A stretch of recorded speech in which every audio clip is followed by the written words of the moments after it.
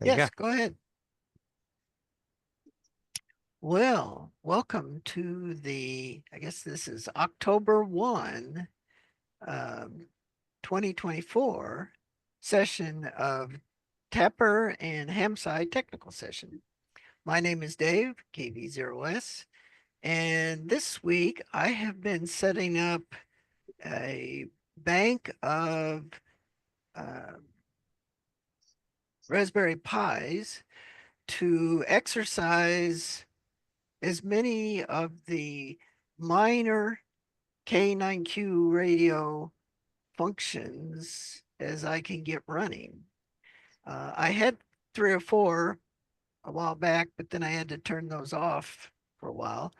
And so I'm going to be exercising and trying to duplicate what Phil has done in his own site. So anyway, that's what I've been up to. And I also cleaning my ham shack as all stuff accumulates. Anyway, next on the list is Nathaniel, W2 NAF. Go ahead. Thanks, Dave. I've been continuing to advise students, keep things moving along with the different projects at the University of Scranton. For instance, Kung Nugent is working on making sure developing code and processes to make sure that all the data from the Grape 2s get moved up to Bill Engelke's University of Alabama server. And Kung is also supposed to eventually be in touch with Rob Robinette to see about where there are intersections with what he's doing with what Whisper Daemon needs to do to get the wideband data up to the Alabama server as well. I wrote some reports to ARDC about last year's HamSCI workshop so that they could close out last year's grant and review the new one that Gareth and the NGIT crew just submitted. And we have a new website for W3USR. And so if you go to scranton.edu/W3USR. Yeah, so there's a shorter web address than that. I can just put in the chat, https :/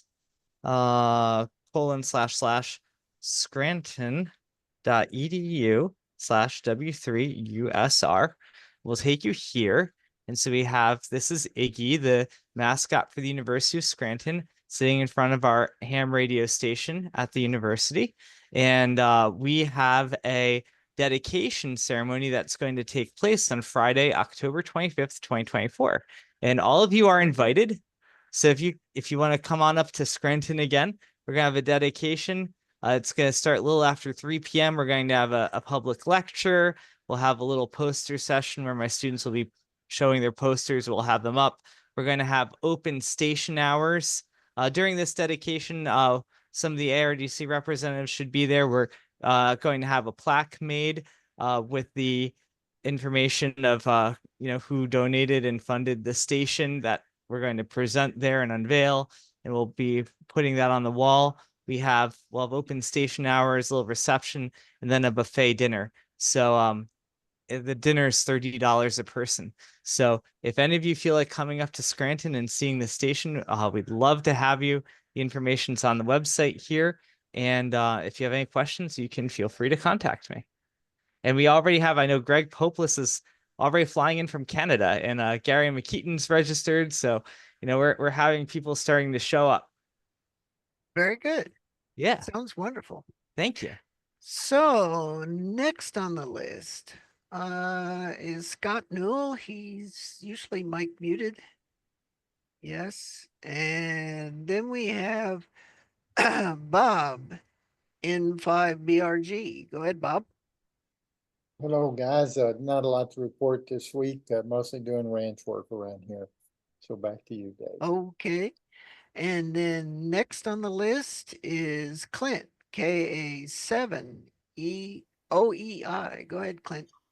Hi, not too much radio stuff, except spent all the weekend staying up straight for about 30 hours for a 100-mile at an aid station for a 100-mile foot race in the mountains where we're part of the radio crew and also helped assist the runners. And so then next week I'll be off for a week in Canyonlands near in Arches National Park. So anyway, Sounds like a nice trip. yep. Okay, well, next on the list is Dave, KD0 EAG. Go ahead, Dave. Not much I think anybody'd be very interested in from me today. I'll just let that pass for now. Okay. And then let's see. Dave Julian, WB9. What? Well, Why you I just you just moved it, and then what I was reading disappeared. not a problem. No, I'm just putting together getting away from the rain we had from the storm. We got about 3¼ inches or so, but it broke our drought, and we came out in the better end of the stick. But that's it. Back to the net. Yep. And next on the list would be Dave New in 8 SBE. Go ahead, Dave. Yeah, hi. Well, I just came back from an RV radio network rally in Pigeon Forge, Tennessee. So we were down there right in the thick of it. But fortunately, Pigeon Forge was mostly spared. The Pigeon River there looked like it was going to overflow its banks, but I guess for the most part, we didn't get the worst of it that the people got over just east of us there in at Asheville and in eastern Tennessee mountains. So I guess we'll say we're good with that. And other than that, I'm just the fly on the wall here. Okay. Well, next on the list, we have Dave McGaw in 1 HAC. Go ahead, David. Good evening, everyone. I was just on trying to make some contacts for WW0 WWV, our special event station. 105th anniversary of WWV. And working with antennas, there's been some activity on the antenna reflector, and I in particular am trying to develop stuff that'll be sensitive enough to use as a rheometer, be able to pick up the galactic noise. I've got one E-field antenna it's a noise box, so I'm afraid my front end has been damaged, but I need to go look at that. The loop, on the other hand, seems to be working fine. So back to net. Okay. Next on the list is Gary, AF8A. Go ahead, Gary. Good evening, everyone. HamSCI Waves this week. I've been working on trying to finish up the April solar eclipse QSO party scoring. My own self-imposed deadline was to get the scores out 6 months after the event. So I've got another 7 days. So we'll see if I make it. Tune in next week. So as they say. Back to net. Very good. Well, keep up the good work. Next on the list is Jay Schwartz, WB8 SBI. Go ahead, Jay. Yeah, good evening, everybody. Not a whole lot here to report. Hey, Dave, N1HAC, are you still getting data from the antenna in my house? I haven't checked. Okay. I'll get back to you on that. Thank you. Yeah, just shoot me an email, let me know if it is or ain't working at your convenience. Other than that, I'm just going to sit back and read the mail with everybody. 7-3. Take care, everybody. Catch you later on down the log. Back to net control. Okay. Next on the list is Jonathan, KC3EEY. Go ahead, Jonathan. Hi, everybody. I was working on a project with some other researchers interested in my VLF system. And I prepared some slides for a presentation that they were requesting, and I have have the blank slides. I just want to share them really quick. I worked on 4 slides for the project. And this kind of summarizes this summarizes what I am working towards and what we have right now. So this is the Whistler Catcher thin VLF reception system, thin referring to a thin client computer instead of a Raspberry Pi. Captures VLF spectrum from 100 hertz to 96 kilohertz. I meant to change that to 192 kilohertz because we use the Behringer USB audio interface. But I go into it. It utilizes common off-the-shelf components, a GPS receiver, the Behringer high quality audio interface, and the thin client computer. And since these are common off the shelf, they significantly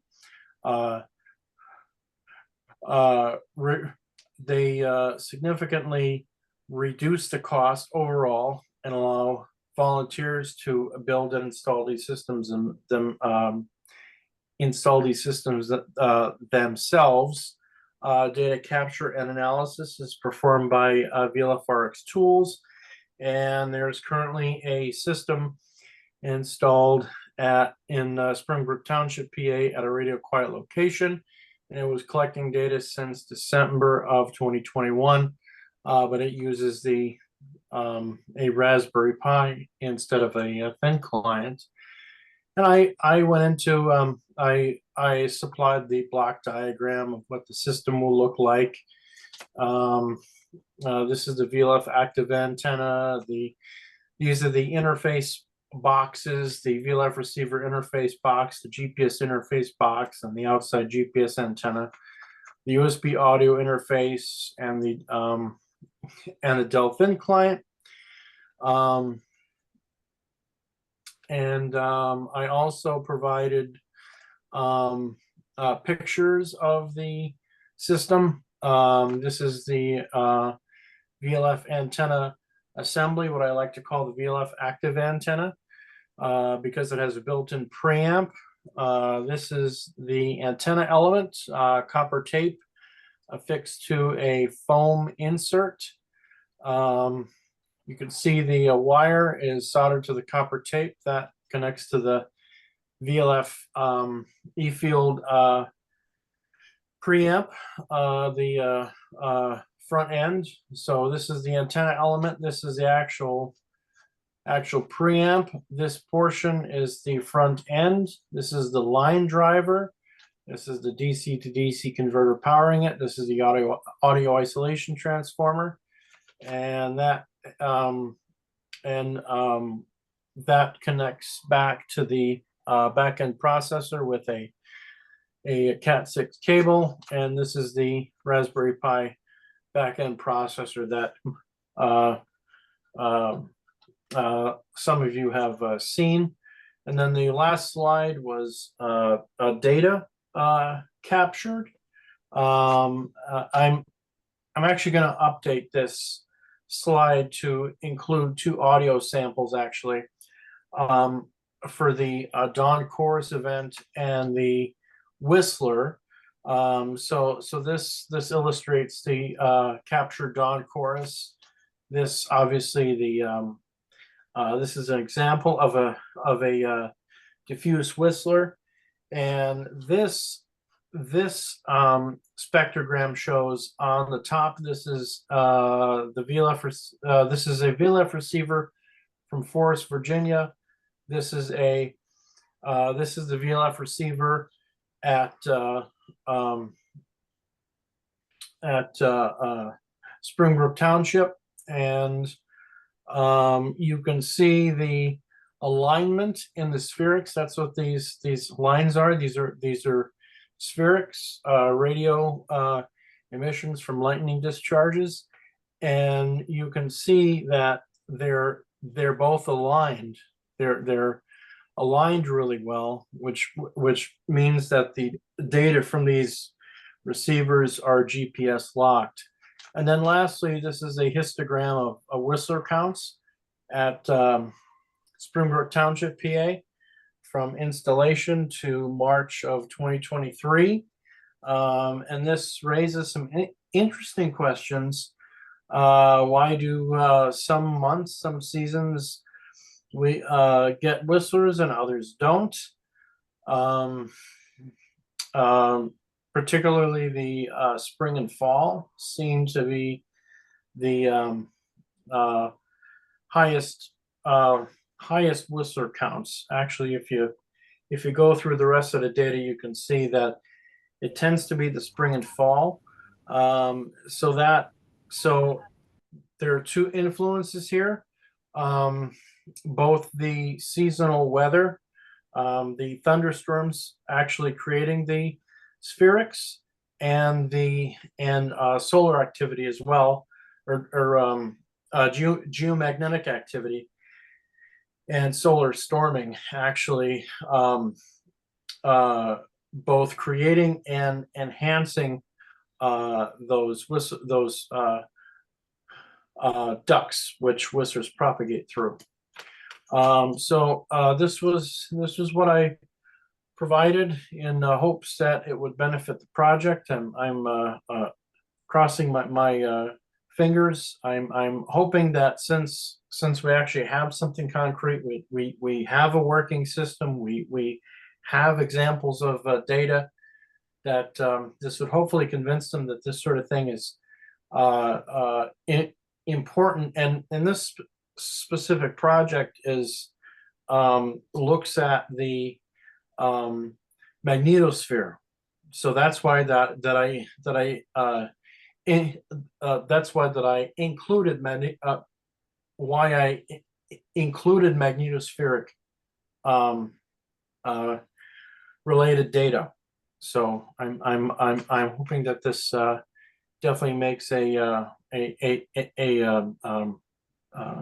difference. That's all I have. Back to the net. Very good. Next on the list is Jim, K4BSE. Go ahead, Jim. Good evening, all. Kind of tired tonight. I worked out in the yard a good bit today, and I'm feeling it. It's been an interesting few days. We were originally in the path of the hurricane. Thankfully, it went to the east of us a good bit, and it was kind of a non-event for me. I got very little rain out of it, very little wind. Got more rain out of the cold front that came through the day before. Got a lot more rain out of that than I actually did the hurricane. But some people not that far from here were not that fortunate. I was exchanging some texts this afternoon with my daughter who lives out in Madison in East Georgia. They got a little bit more than we did, but she said they are not nearly as bad as other places out that way. And of course, Asheville is the worst. That, and I have also tried to support the WW0 WWV in the 105th anniversary of WWV, and bombed out on my first and so far only time trying to get on the air. It was Saturday morning, and everything was just dead down here. Couldn't get out on anything. And I went back to try it later. Somebody else had beat me to that time slot. And so I listened to him for quite a while. Couldn't raise him, couldn't get through to him. He had quite a pilot going on. So that was very impressive. And Jonathan, I was very interested in your VLF. That's something I've decided I want to get into next. I'm wondering what software you were using with the Raspberry Pi. So there are two options. There's Spectrum Lab, which is used by Windows users. And there's VLFRX Tools, which is used for Linux users who like to use the command line. So there are two options for VLF. Both are equally useful. It just depends on what you like. VLFRX Tools has some more analysis, much more than Spectrum Lab, like different sorts of applications like lightning location and other sorts of stuff like that. But yeah, whatever you're comfortable with, give it a try, and feel free to reach out if you have any questions. Okay, I would appreciate it. I had one quick thing, and then I'll shut up. Had a strange thing happen over the weekend while I was trying to support the WW0 WWV. Boy, that's hard to say. Efforts. One of my antennas was giving me 5-to-1 or higher VISWAR everywhere, and that's not characteristic of that. It's an off-center fed dipole constructed as an inverted V.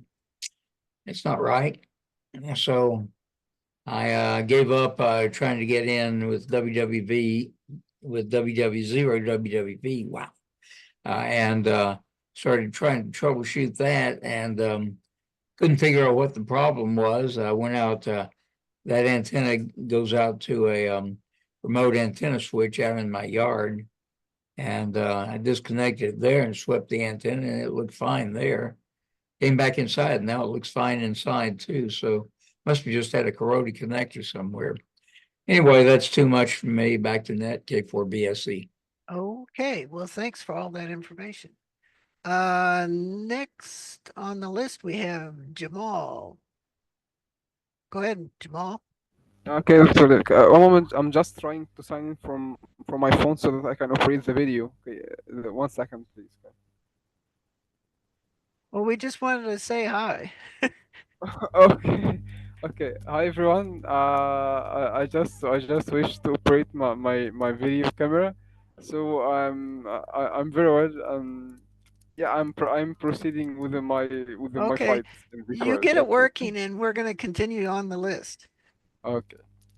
And then next on the list, we have, oh, Paul, WB6 CXC. Go ahead, Paul. Okay, unmuted. Hi, everybody. Yeah, sorry I missed the very beginning of, well, the first 20 minutes of it. Nothing much new. I'm sort of preparing to make my, I guess you'd call it bi-monthly run back up to Friday Harbor, where most of my gear is, but I've been playing with, playing with filters. Let's see, I promised somebody I would make a 9-band filter combiner. And here is one band. It's a hybrid. Some of these are surface mount inductors, and some of them are, for the narrower spaced bands, are toroids. And Clint, you won't be surprised to learn that it requires some tweaking of the windings spacing to get them tuned in. So this will be a special. I don't plan to make a whole lot of these unless somebody's willing to pay me a crap load of money for them. But I don't mind making 1 or 2 for people if they're really nice to me. Other than that, not a lot. I've been playing with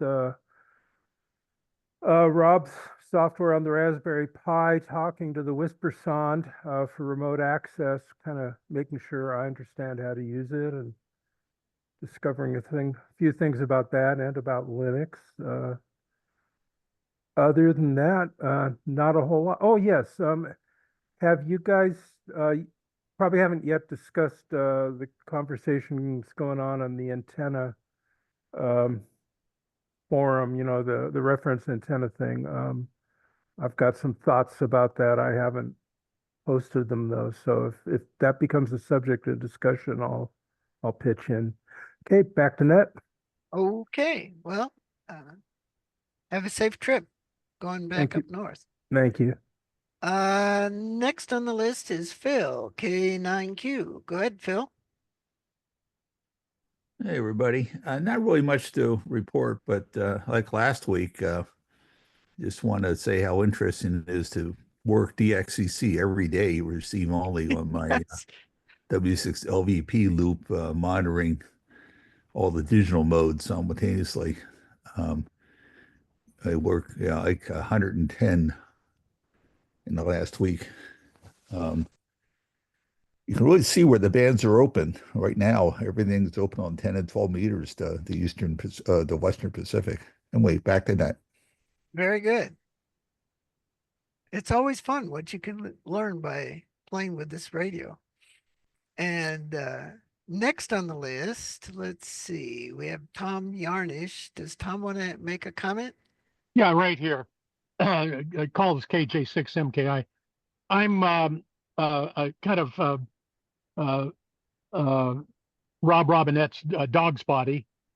And I was out at KPH over the weekend, and I can tell you what really happened. So it it's an ongoing saga. And other than that, I'm sitting on my deck in Sonoma County.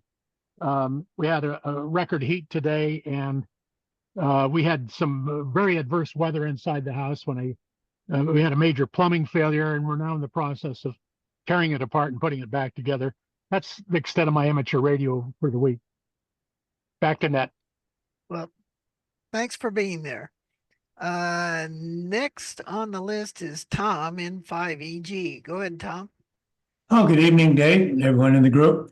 Still moving. I'll declare the move complete when I can find 63.2% of the stuff I've managed to lose. So back to the group. Well, good luck with that, Tom. That's a high percentage, Tom. Yeah, that's one-time constant. Let's see. Next on the list, we have Vince, KF6FLJ. Go ahead, Vince.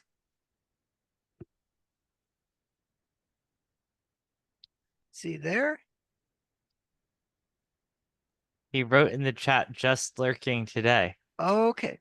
Well, then after that, we have Michael, AC0G. Have to put down your bowl of cereal or whatever. Hey, everybody. That's cottage cheese and applesauce. Not so much a report. I did get a invoice or indication that DX Engineering was sending me an antenna, so I can test that that vertical. And I'm about 1/3 of the way through that article from Australia about some of the science that they described for a general purpose HF vertical antenna. That's it from here. Back to net. Okay. And then I have Rob Robinette. Go ahead, Rob.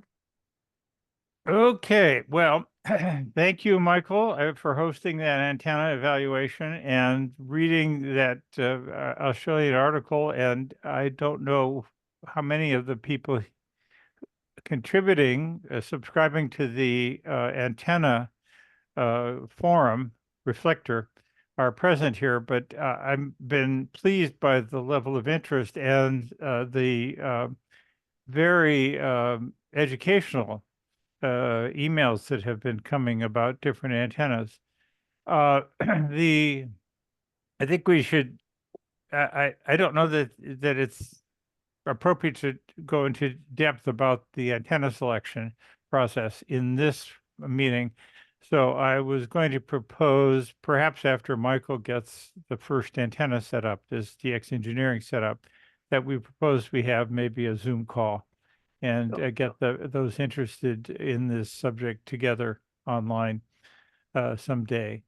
But it seems that certainly the DX engineering antenna is a very good candidate, if only, in part because it is meets several of the criteria, and it also happens to be commercially available, and DX Engineering is willing to sell them to us at a price that should be something below our target antenna, receive system cost. So I think we have one candidate that confirm, if Michael can confirm it, I think we have something that's a reasonable candidate for the.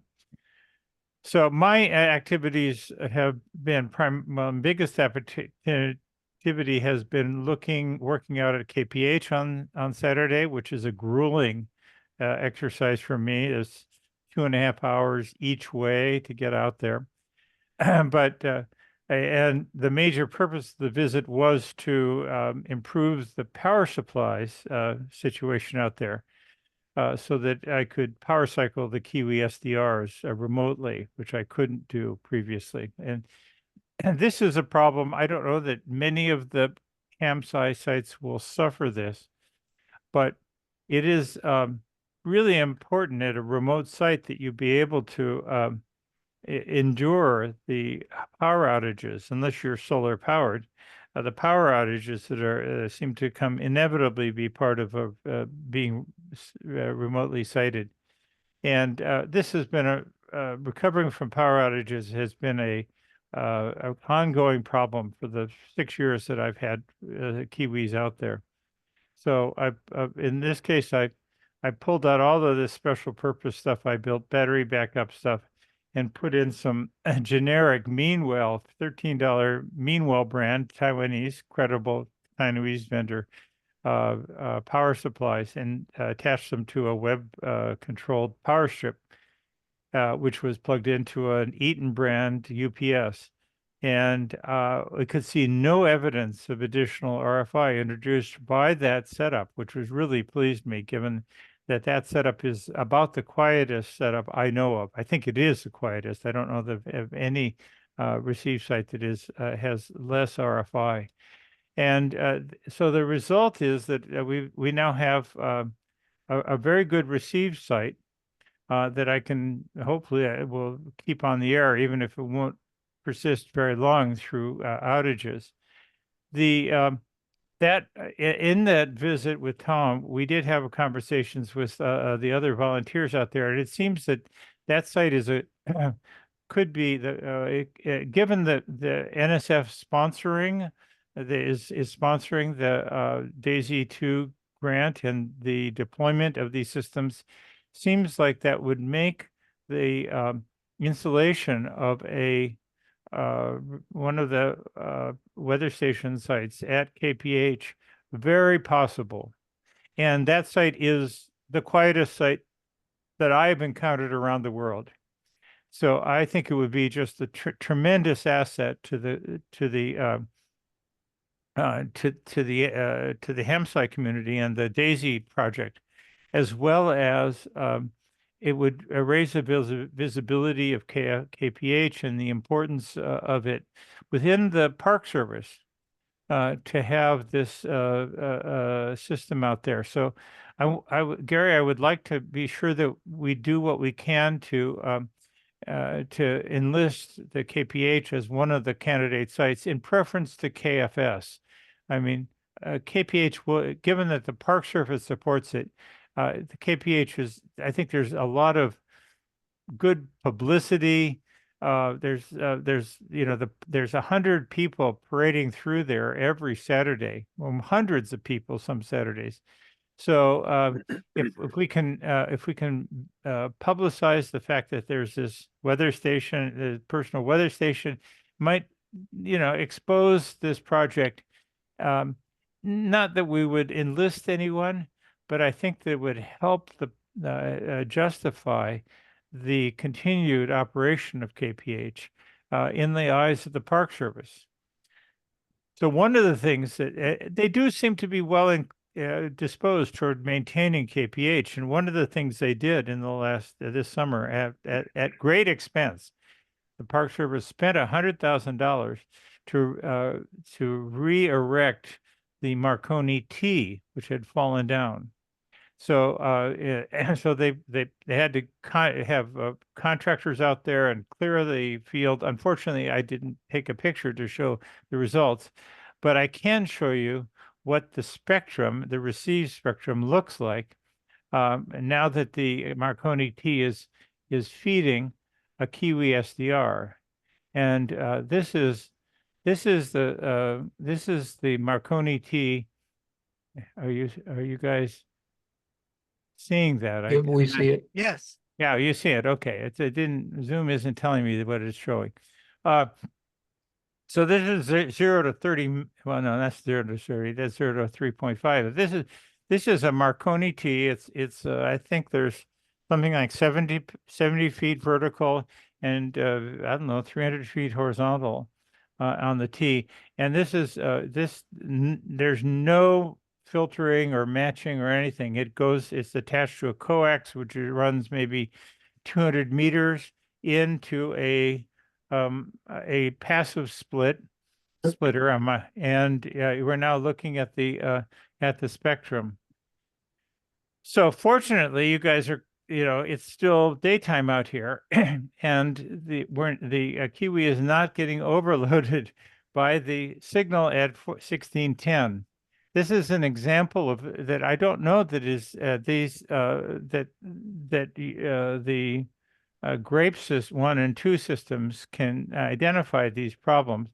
But with the Kiwi, of course, it's obvious if you look at, as I do here, this is 0 to 30 megahertz. It's obvious that, of course, the dominant source of signals is the AM broadcast band. And to compound that at KFS, there's the Park Service has installed a 100-watt Park Service AM transmitter on 1610 AM. That's about 200 meters from the Marconi T. So you can see I have at the moment the Kiwi is tuned to the 1610, and you can see that there's you can even see in the lower right hand corner you can see a brief flash, occasional flash of overloading, where it turns red in the lower right. But you can see it's minus 26, 25 dBm signal level, and that's with a two-way splitter going into 6 dB of padding. So there's about 10 dB of padding between the T and the input of the Marconi T, and we're still getting overloaded. And it gets worse in the evenings. My task for this week is to put in some kind of a broadcast band blocking filter, one especially with a trap on 1610. But it looks like even the other signals in the AM band approach the same intensity as the 1610 at various times in the evening. So these are issues that Phil's software identifies. We don't see it. Well, we do see it with the Kiwi, but it's important when you do measurements to document at the same time whether your receiver is being overloaded or impaired in any other way. And Whisper Daemon does that. In every Whisper packet that's a spot that's recorded, documents the number of overload events that occurred during that 2-minute long window. So anyway, but this is an incredible site, and if you want to go down to, you can take it down.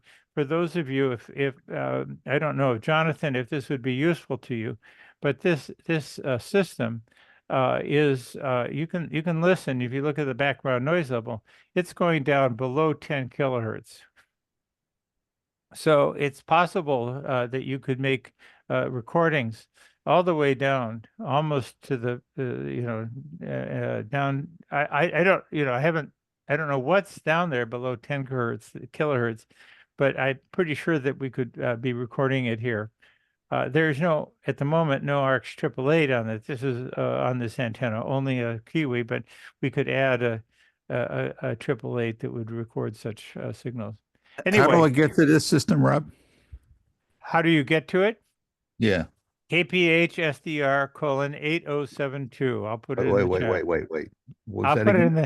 I'll put it in the chat. KPH-SDR TAPR-HamSCI.com and then colon 8072.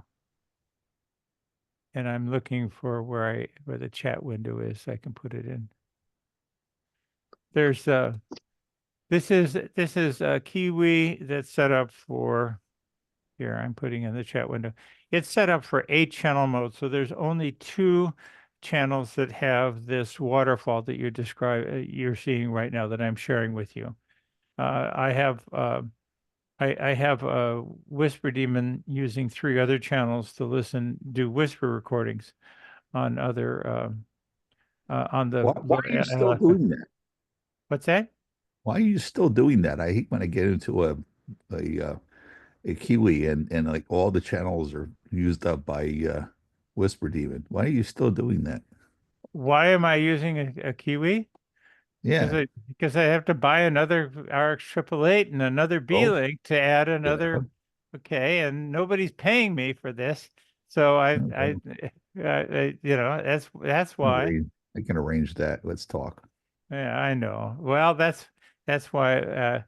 You know, I would. It's really that they didn't have they just put the Marconi T online 2 weeks ago. So part of the reason is. So what exactly is that antenna? It's a Marconi T, a classic, put out there by Marconi himself and Dr. Beveridge. It's a top-headed vertical.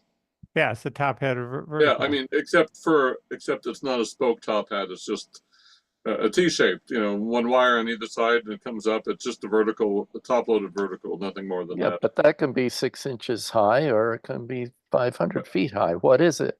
Oh, it's 67 feet high and 200 feet long horizontally, 200 feet, I think, in either direction. I'd like to know what kind of feed they're using there. Is it a twin pair that's eventually No, it's you know, RG8U or something, RG something like that. It's simple coax going out there and connected to the center connector of the coax. There's no matching network, and to some extent, you can kind of see the resonance of the antenna system. You know, next time if someone wants to come out and join me, we can do some, you know, we can connect up and do a VNA and look at the resonance of the antenna. But you can kind of see it if you look at the noise level here, you can see the dips at 2.7 and you know 3.6. I think these are frequencies where there's a poor match between the coax and the and the antenna impedance. So is this 100 feet on either side of the center? I think so. Yes. Oh, and 65 feet up. Yeah. Okay, I'll run. There's some calculators that. I believe that's it. I should let me look. I didn't look carefully because at it because I was working on other stuff. And sometimes they're slope too. I think it's not just a. No, this is absolutely horizontal across the top. They've got I'm sorry I don't have a photo. I just was so busy inside I didn't take a photo of the. And they have all kinds of yellow tape there. They don't want you to walk out into the marshy fields, in part because I'm told that the workers who actually did install it spent $90,000 of the $100,000 to install the T was spent on clearing the land, getting access physically so they could drive the man lifts and so on out there and install the poles. It was. And they all suffered dozens of wood tick bites in the process. So I wasn't particularly inclined to walk out there to take a closer look at it. So yeah, the T is essentially a vertical with a giant top hat on it. Yes, it is. Yes, it is. And often that top hat is multiple parallel wires, but I believe they're all just connected together. Just this is a single wire horizontally. Single wire on the this one had single wire horizontal then? Yeah. Okay. This is not what I would have installed. But the mandate for for KPH is to be kind of being a living history museum. So Now, they're trying to reproduce is what this was the there in the antenna past. you're talking about? It says on their website, it's for their 500 kilohertz transmitter, and it's 100 feet up and 800 foot across. Maybe so. Maybe you're right. But it isn't a transmit antenna. This is a receive only site. But if is that the updated information right now? Well, no, I don't know about updated. I just did this is actually on the ARL site that's saying it's 2018 dated. Yeah, that's not what's up there now. That fell down, and it was Great for only monitoring our should be great for monitoring our 630 meter band, whatever it's called. I was just checking it. It's doing extremely well in 2200 and 630 for monitoring. Yeah, I could believe that. Yeah, it's able to receive AK4YB on 2200, which there's a great advantage of them being right on the ocean. I usually don't start hearing VK4YB until later in the season. Imagine if Marconi had whispered. Yeah. Well, Yeah, he or if really we- would. He really would have been able to get 3 dots across from Poldu instead of thinking. Yeah. What are Wow. those slow wideband sweeps? I saw 2 of them a minute ago. Those are, I believe, like up at 4.5 megahertz. Well, or did you say it go across the whole spectrum? All across Yeah. the whole spectrum. Oh, that Inusond. Yeah, I was going I to say it thought looked like an that's- IOSON trace. Yeah. Yeah. There's if you do the whole thing, there are programs out there that you have a GPS clock and a tracking receiver, because you can identify which one it is by noting the schedule and the number of megahertz per second or whatever it is, the slope of it. Knowing all those, you can actually identify and track like clockwork any one of those in the world. I would like to know that. I mean, are they allowed to sweep across everything, or are there ranges They actually mute. I actually have one of those transmitters in my garage because, as you know, the Utah site hosted one of those for about 2 decades, and they typically mute across certain. There's a few areas where they mute. They mute across the aircraft bands, I think, if you look carefully, and across some of the emergency frequencies and all that. But they are allowed to sweep across the ham bands, which is why you hear that twit. Yeah, right. So often. It's the government. They can sweep across anything. Well, actually, it's not so much government. It's usually universities and stuff, but they're given licenses. Somewhere I have the copy of the license to run this thing, and it just gave excluded frequency ranges that you're not allowed to transmit, and you program those into the transmitter. It just mutes it when it hits those frequencies. You can also use those as a source to monitor the ionosphere by looking at the reflection. Yeah. There are programs out there supposedly that you could just run on your remote controlled radio and track it real time. Supposedly, I mean, hell, you could probably write a plugin for a KA9Q to do this if you could get a. Yeah, I can sweep. Yeah. Yeah, I mean, for you it's irrelevant. I mean, that would be a really cool plugin. You just have to make sure that the time was accurate, and your detection bandwidth. You could probably be within a few, kilohertz detection bandwidth. Yernin has a code that he calls Can You Chirp Sounder 2 that will automatically look at the whole spectrum, find these things, and then de-chirp them into oblique ionograms. And I'm running that here on one of my systems. He has it working with Yetis USRPs. Yeah, I put de-chirping in the K9Q radio from the beginning. The intent was to track satellite Doppler. Yeah, which it does very well. Well, I mean, that could be yet another another layer. Yeah, well, I mean, anyone equipped with an 888 and K9Q radio in theory could run this if the software existed. I mean, yet another thing to 3D track and yeah.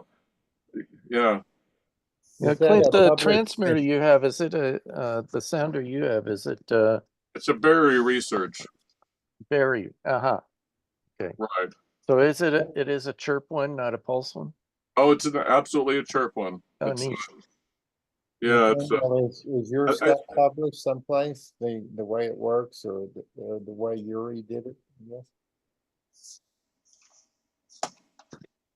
Interesting to see. The ham bands are some of the most heavily occupied segments here. That's always kind of good to see, except for 160 meters.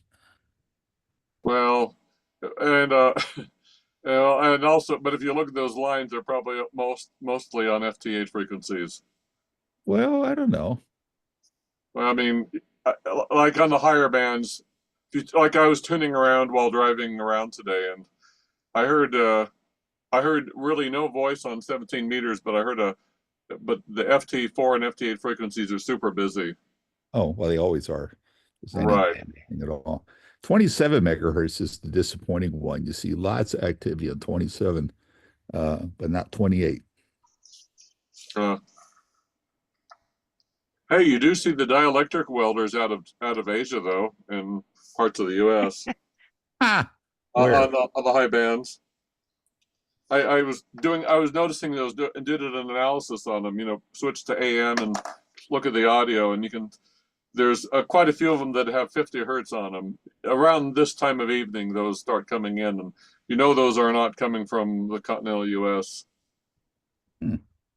So I'm still showing this, but I don't mean to inflict this spectrum on you forever. But as you can see that there's quite a bit of overloading that's going on, and so I need to one of my tasks now is to come up with a filter that reduces the intensity. I think we could notch out 1610, but there's quite a bit of users use this site for AMDXing.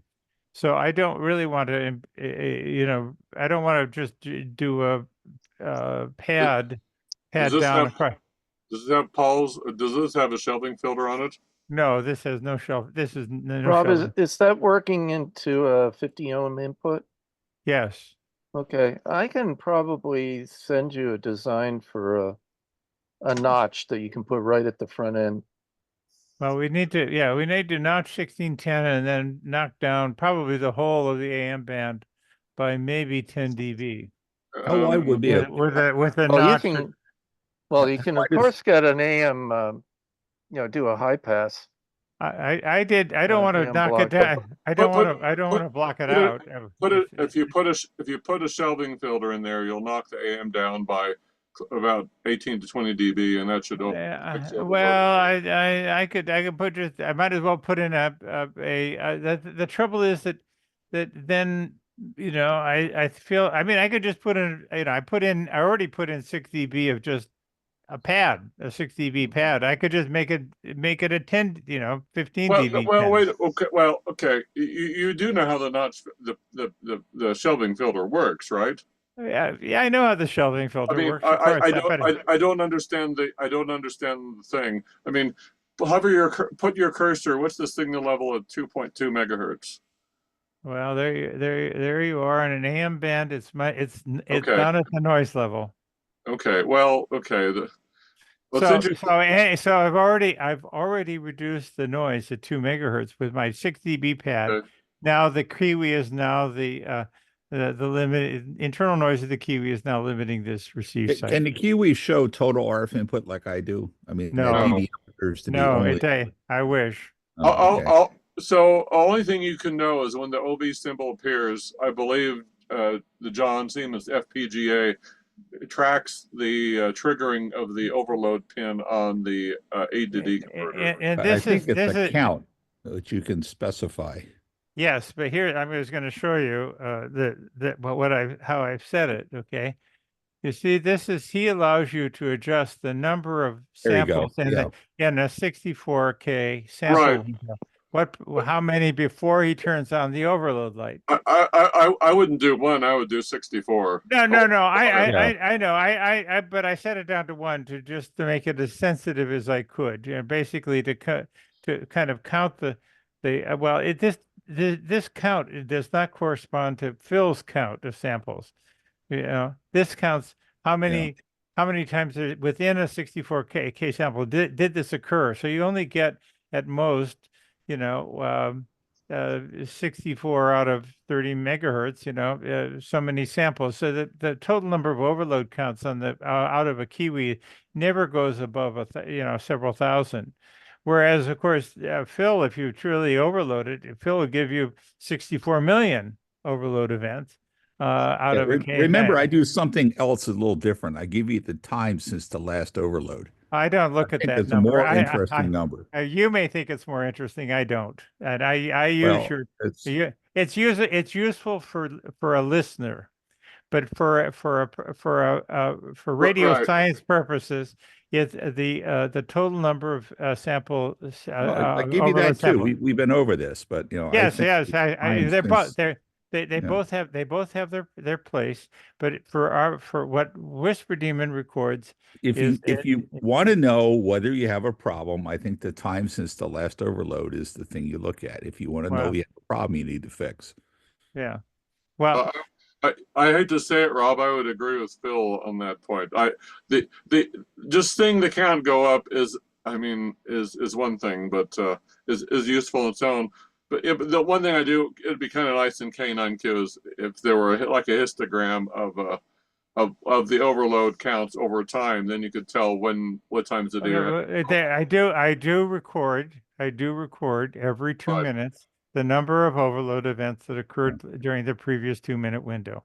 Right. So As you know, Clint, I am trying to minimize the number of things I do in every RF sample. Oh, yes. yes. Yes, of course. Yeah, Exactly. yeah. I mean, just computing the total power takes a noticeable amount of CPU. So I got to square and add. Anyway, as you can see that by introducing 6 dB of padding here, I've now moved the noise off of the T below the noise threshold of the Kiwi. So do you see that horizontal line that's about halfway down with the bunches up? Yeah. That is intermod. That's classic intermod. That's exactly what it looks like. Something came up and saturated the A to D converter during that, and you see similar ones. See how it's widened. I see little ones. Are those all intermod? Isn't that lightning? Well, it very well could be lightning, but you notice how sometimes when that happens, like you'll see around 5 megahertz or something like that, it'll just widen the trace. Because it's just creating mixing products around already strong signals. I haven't seen any for a few seconds, but I do. If it's the whole spectrum, then it's probably intermod. If it's part of the spectrum, it's probably lightning. Well, it's actually kind of the other way around. For me, lightning is very broadbanded. Right, but lightning, it's only where it's probably if it's distant lightning, it's only where the band is opening, right? Correct, right. Yeah. But intermod should be the whole band, right? The whole spectrum. Well, oddly enough, intermod doesn't show up on the waterfalls as much, except around where there are other signals as well. Well, okay, all right, that makes sense. I mean, it'll raise the noise floor in the dead area a bit, but it becomes bleeding obvious when you have near signals in the general area. Yeah. Well, I've always thought of an overload event as like you're inserting a negative pulse, right? The amount by which it overloaded, right? And that what's the Fourier transform of an impulse?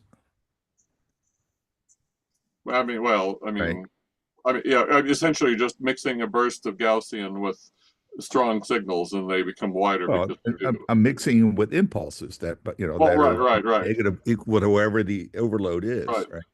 Yeah. If there's nothing in that frequency range, it tends to spread out over frequency. I know what you mean. Reason, yeah. Yeah. So if you were to have a signal generator on site and slowly crank it up, you'd notice just on a single frequency, you'd notice. Well, it could be because the overloads just aren't that important. They're not overloading by very much. If the overloads were a lot, right. Once in a while, I've noticed you have a terrible overload, probably from a particularly ferocious distant lightning strike, where all the vertical lines suddenly get fat, right at the instant. But most of these, most of that is what you're seeing now is below about 8 megahertz is propagated noise from, wherever the band's open to wherever the storm is. And I have to look up what Blitzertongue's let's see, where are the storms in North America these today? Southeast. Actually, oh, Caribbean. So out in the Caribbean. Anyway. Okay, so we're all agreed then that the Marconi T is now the reference antenna for HamSCI. Right. But I ran a number. If it is 60 feet up and 200 feet long, the capacitance to ground is about 420 puff. But that's for, and whether or not it has a resonant frequency, it's hard to tell. It's probably, I would imagine the resonant frequency would probably be in, just a couple megahertz. Where the previous one, I think, the previous one that fell down, we did take a VNA out, and it resonated at something like 480 or 500 kilohertz. Well, but they had a matching network on it. So I was just going to say. Since I was going to say, Rob, it probably resonates at 1610. I run 630 and 2200 myself, and I can assure you the natural resonance of my top hat antenna is nowhere near where I wish it was. Yeah. Well, in any case, this is I do need I think a trap on 1610 would help, but I can see if you look down here at 680, how wide will a simple quarterly trap be at 1610?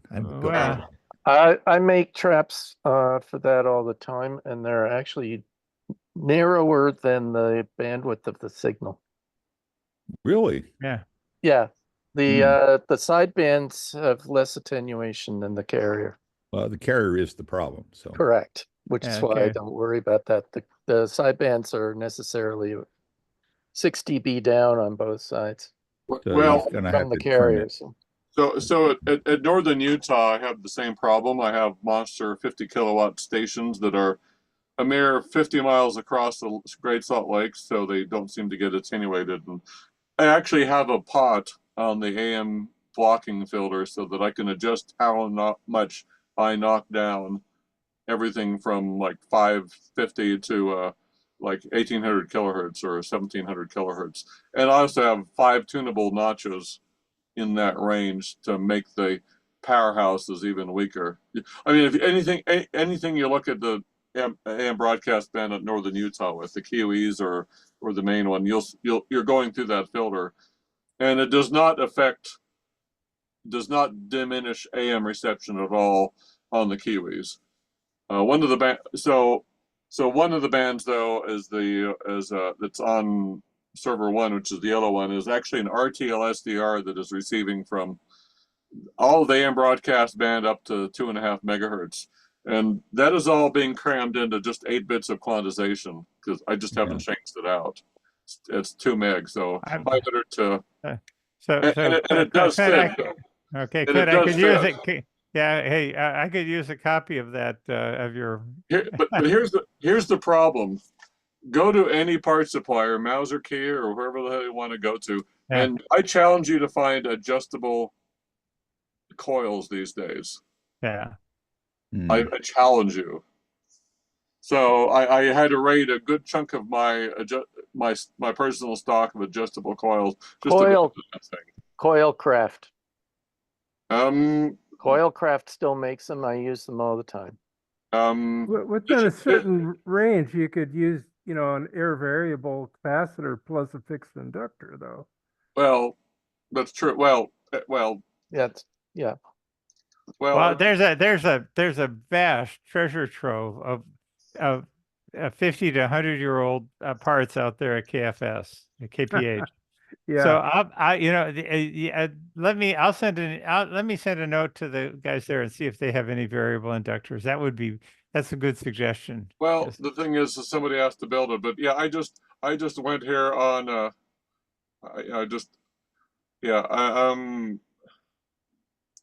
I'm just looking here. So my question to the larger group, people who aren't interested in kiwis or even AM, is are the grape receivers affected by this, or are all the grape receive sites, do they have AM high pass filters or blocking filters as part of the design? I don't have a good answer to that. Most of the grape frequencies are much higher than the AM band. And so far the grape receivers themselves have really been, they're not this wideband SDR design. So Is there filtering in front of a grape one or two? yes. Oh, yes. yes. Okay. Yes. Then you don't have this problem. Right. So yeah, it's really not a non-issue. Okay, that's a non-issue for you. So, yeah. Just for your reference, I just did the DigiKey search for variable inductors. Anything useful for AM broadcast band, they have exactly 2 parts these days, 22 and 27 microhenry. And those arguably aren't ideal numbers for AM DCP filters either. That is all the DigiKey has anymore. They used to have some hundreds, which are more useful. But nobody makes tens of microhenry adjustable things. None of the standard suppliers. That is not true. Coilcraft does. Well, I have kits of them. Well, DigiKey. I can order samples from them. Well, from Coilcraft, I did qualify that with suppliers. From Mauser and DigiKey, the best Google photo you find will not reveal that they exist. Maybe Coilcraft and maybe Toco and Murata may still make them, but sure, neither DigiKey nor other. Okay, look, I'm looking at the Coilcraft website right now. Right. You bought. I keep saying. I said DigiKey and Mauser. Look, and the excuse me, suppliers. let me finish here. Right. And on their list of tunable RF inductors, the largest inductance they have is 1.5 microhenries. You're looking in the wrong place. Okay. Just a minute. Okay, I'd be curious of the slot, queue on their the slot 10 series. I use them all the time. Right. Oh, that'll be So, interesting. do you have to buy them from Coilcraft, or does anybody actually carry You can them? sample them from Coilcraft. Yeah, No, they Coilcraft don't. is good I about don't think they delivering. work. That's not a problem there. Right. If they actually make the thing, that's what I don't see yet. Yeah, I mean, you can sample them, right? But I mean, do any of the distributors actually carry the ones useful for HF and? I have never had a problem getting them from Coilcraft. Okay. We're not even samples. No, I buy, small volumes, but way beyond. I pay for them of Coilcraft inductors, but I'm still not seeing their tunable inductors other than these 3 series, and they only go up to 1.5 microhenries is the biggest of them. And I have I don't know, I have to look at the queue on those. I suspect it's not spectacular. Anyway, there are ways to do a notch and, probably a combination shelf with a notch or a couple notches would be what you'd need, Rob, if you're trying to optimize. Well, I don't, we have a TCI 530 to take care of the bands above 3 megahertz. So this thing doesn't really need your shelving filter. I'm not saying necessarily my shelving filter, just in general. No, or any shelf. I don't think it needs a shelving filter, but it needs is an AM band adjustable, attenuation AM band blocking filter. And it just allows you to lower reduce the whole of the AM band by maybe 10 dB. And there may be a couple of, of traps to notch out something like 1610, which is, that would be, I think what I'm thinking is useful here. Anyway, that's what so until I find that, I think I'll just have Roy put another 3 dB pad and pad it down another 3 dB. Yeah. And see if that's. I just designed it for you. Oh, thank you. Right. That's now there's the big challenge of building it. But a 270 puff in series with 36 microhenries works Okay. out around there, and you're going to need to tweak it, but that should Mm-hmm. notch it out quite nicely. Yeah. In series Yeah, across Dave, the you flatter me with the idea that I have the hardware And I skills to do it. mistype, but it's for 1610 kilohertz. Thank you. Thank you. Hayden wanted the. Okay. I'm gonna say 73 for the evening. And By join the again. way, Nathaniel, I'm still working to. I still haven't succeeded in logging in to work You with have not. Majid. You have not succeeded. I've not succeeded yet. I think that your latest email may have told me what I need to know about getting into. It should. Okay. So I think if you got to where you said, if you haven't tried my latest email yet, give my latest email a try. And I think that will take care of it. Okay. And then I can, Okay. and I saw from Majid where the IP address is of this server, and then I'll try to get in touch with him and set up a Zoom call with Majid. Fantastic. Thank Okay. you. Well, have a good night, everyone. And I will Okay. see you next week, 7/3. Okay. Okay. Take care.